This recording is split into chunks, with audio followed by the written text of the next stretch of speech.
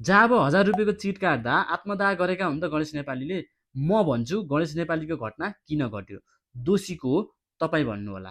Video अन्तिमसम्म हेरेर। उनी मुगुका 25 वर्षका युवा थिए। जिटिए एग्रिकल्चर पढेका थिए। काठमाडौँ आए, काम खोजे, काम पाएनन्। त्यसपछि विदेश पनि जान खोजे। लोकसेवा पास गर्न सकिन्छ कि भनेर त्यो पनि प्रयास गरे, तर केही सिप नलागेपछि उनले मुगुको जग्गा धितोमा राखेर ऋणमा मोटरसाइकल किने र पठाओ इनड्राइभ चलाउन थाले। जसो तसो आफ्नो परिवार पाल्दै थिए। गल्ती उनकै थियो होला, तर पटक पटक ट्राफिकको फाइनले उनी तनावमा पनि थिए। उनले आत्मदाह 1000 रुपियाँको फाइन तिर्न नसकेर गरेका होइनन्।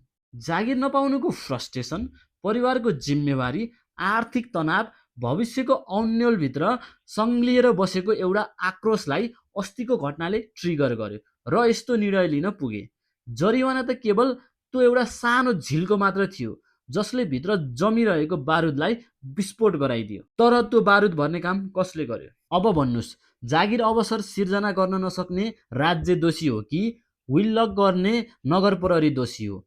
आफैलाई आगो लगाउने गणेश दोषी हुन् कि सङ्घर्ष नदेख्ने समाज दोषी हो? उचित मानसिक शिक्षा दिन नसक्ने शिक्षा प्रणाली दोषी हो?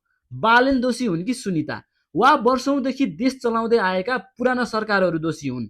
कमेन्ट गर्नुहोला।